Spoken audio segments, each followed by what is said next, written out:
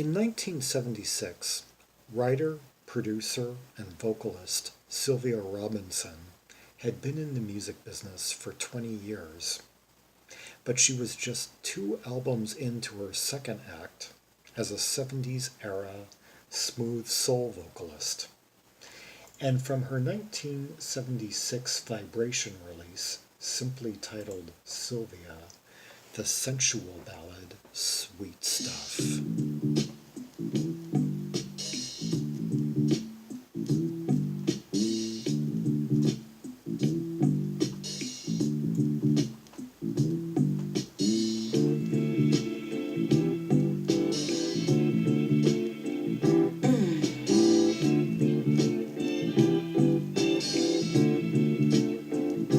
The way those faint strings play against that D minor bass line, oh, words cannot describe. Hey there, sweet stuff. Kinda get next to my imagination. Come here, sweet stuff. Got a minute or two for conversation. I'm not trying to be fresh, please understand where I'm coming from. I love that key change right there. No, that major seventh, the way it rose up like that. I like what I see, and I hope you like me. Mother Nature will do the rest. Hey there, sweet stuff. Meeting you this way was strange, you see. Come here, sweet stuff. Think you got a minute or two for me. I've got a crib and a waterbed and a bottle of wine on ice.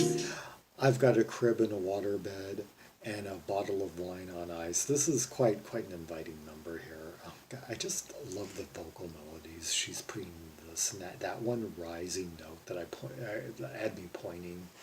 Yeah, she's a better vocalist than she's given credit for. She's more than just kind of the gimmicky, bedroomy aura and vibe. I'm hearing some vocal.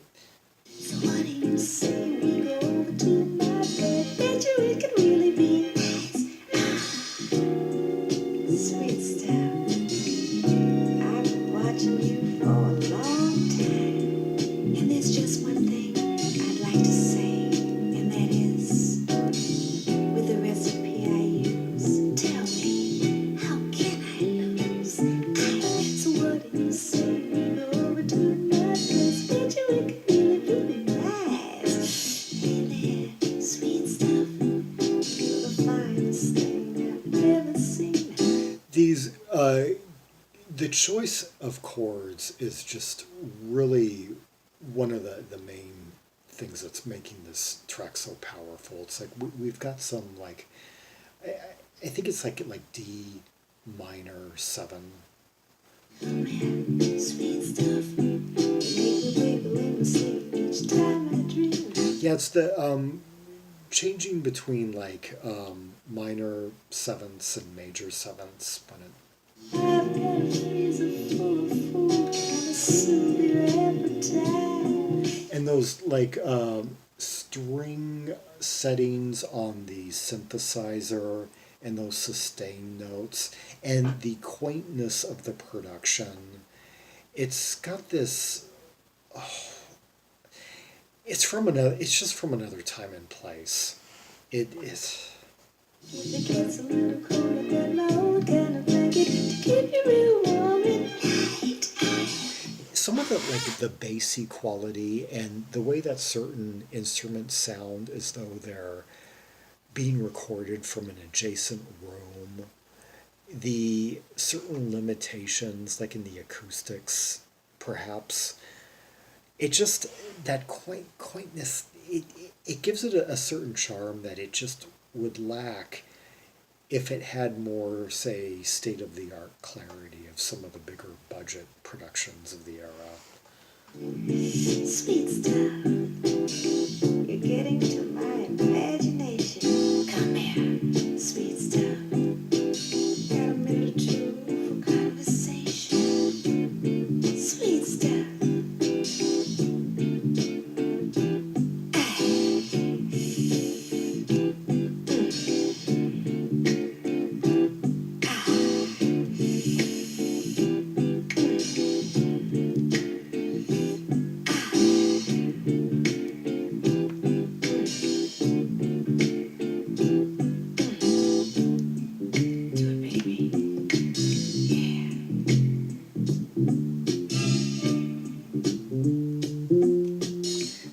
we've got an electronic rhythmic component going on that kind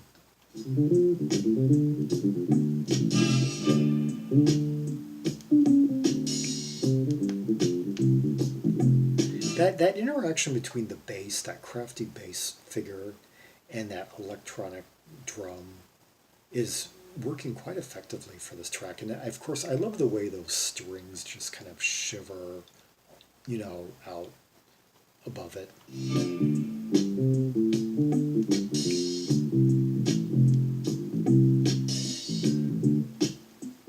That wasn't so bad after all. Was it sweet stuff? I'm not French. I'm just friendly. Sweet stuff. Into my imagination. Come here, sweet stuff. Yeah, I'm here to for some conversation. Sweet stuff.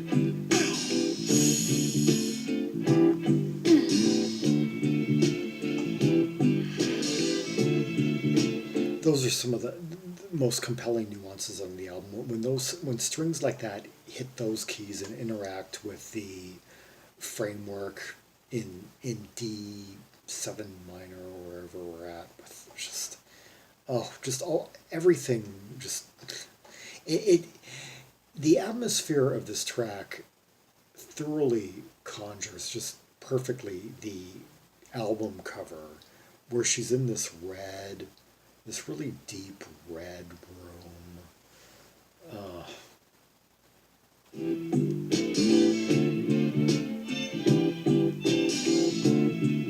Dressed to the nines and like holding up like a wine glass.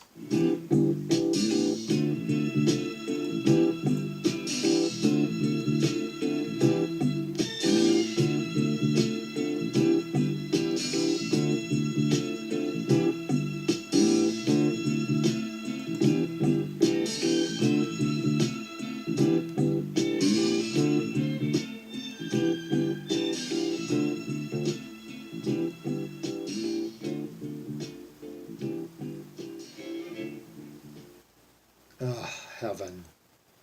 The track is just blissful. The atmosphere is just does things to me that I was trying to break it down. I was trying to isolate all the magic, as I try to do, but a lot of it still is just stuff I can't quite penetrate.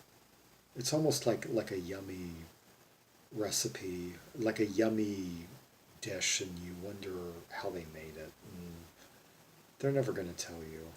It's their secret.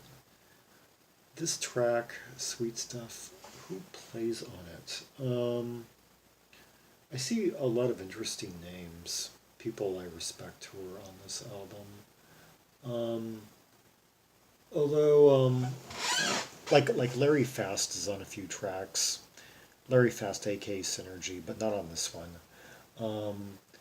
Brian Cuomo from Fire Ballet was on the same 3 tracks, but not this one.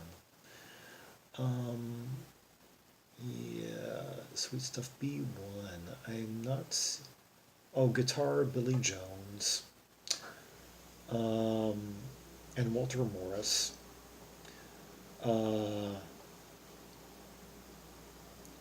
Electric piano on this track, Harry Ray. Drums by Clarence Oliver. Bass by Frank Sweetstuff Prescod. Okay, let's hear another track equally beautiful and ingratiating. This is a track that she co-wrote that was first performed, I guess, by a band that was under her wing, the Moments.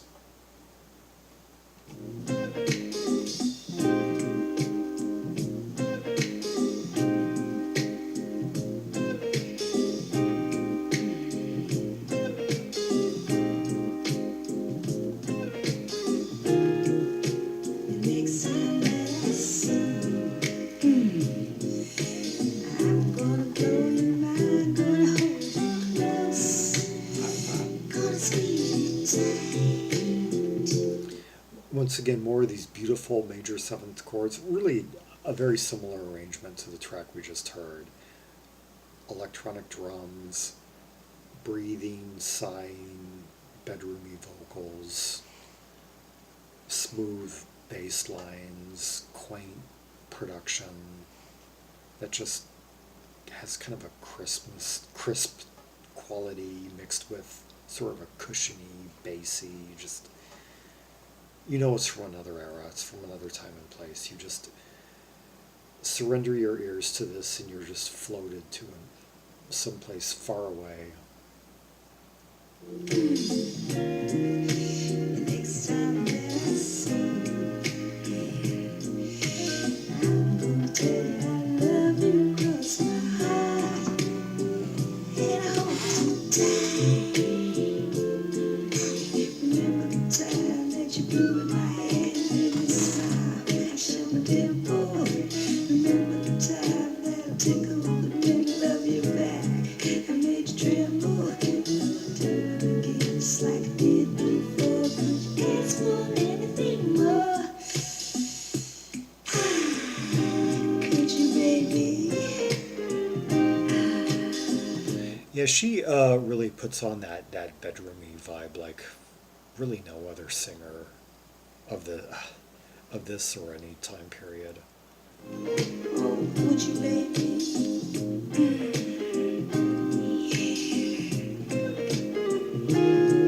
And I'm including like Donna Summer at the height of like Love to Love You Baby or Minnie Riperton. Sylvia takes it to a whole nother level. Next time that I see I'm gonna bring some wine, gonna lay you down, gonna make you mine. Next time that I see we're gonna drink a toast, gonna make the most out of the night. That change right there, that low, down low, that change between those two major seventh chords, yeah. Remember the time you sneak away in the dark and do our own thing. Remember the time that we made love under the dawn and made our hearts sing. That and I'm hearing this like faint kind of string-like tone coming from the speaker, like high, like emphasizing like I think the seventh or the major seventh. Remember, baby, yeah. Remember, stay would you?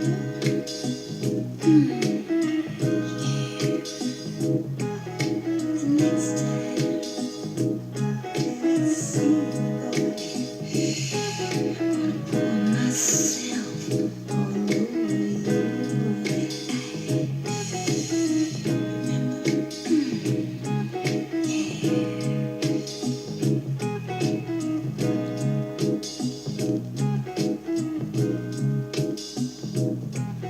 I think this kind of turns into a jam right there, but quite an effective one. Just take it away. This bass note.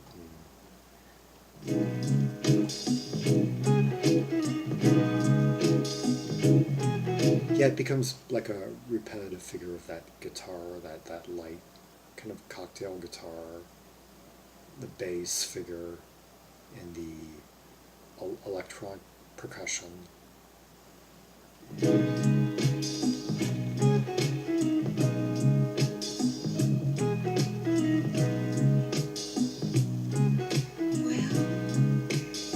what you say?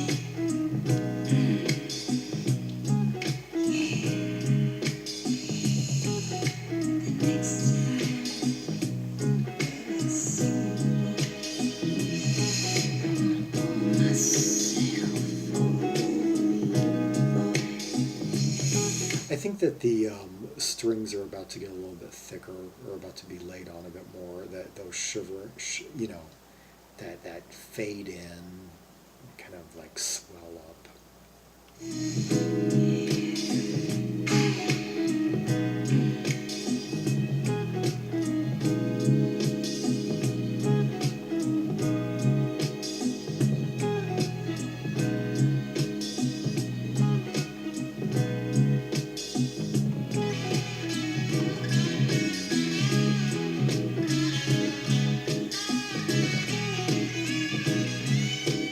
Searing. I had forgotten about this part.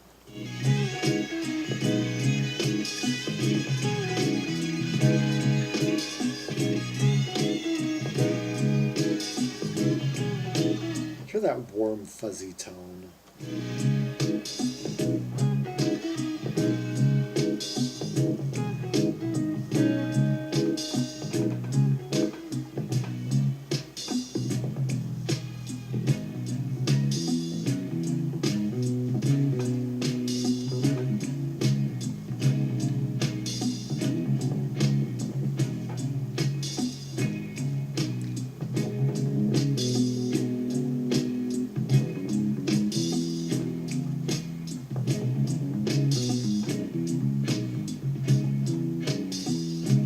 That bass work is quite good.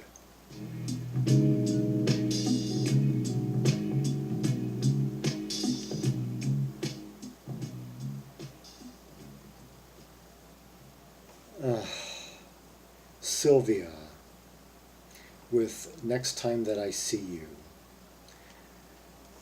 from her 1976 album Sylvia. Yes, Sylvia Robinson. Legendary songwriter, vocalist, producer, at her most sensual, elegant, and sexy in 1976. Aged 43 at the time, I believe. Age 41 at the time, yeah. She was born the same day as me, 38 years before me. And she would go on, she would do like one more album, and then she ended up becoming a Svengali behind the early hip hop scene, around like 1980 or so. And that became what she was better known for as a producer, writer, label owner. I guess some people maybe at the time viewed her vocals as kind of gimmicky, that it was all bedroom, all sighs and orgasms and not much range, or that maybe she was using that to kind of hide a lack of range. That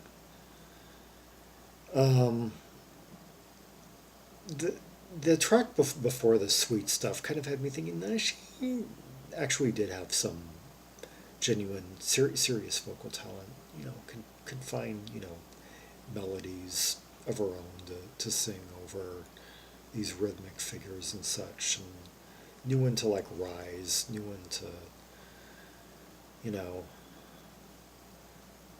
give certain intonations and such. But of course, the real charm is just the overall atmosphere behind these tracks. The combination of everything, the voice, the keyboard, atmospheric tones, the bass lines, the shimmery string parts, the overall just production, and the beautiful chords. Yeah. There's no other album like it. Who played on this track? A4. Same people as played on B1. Yeah. Sylvia, released in 1976 on Vibration, with a beautiful cover. Yeah, red light in a red room. Just all red. Looks like some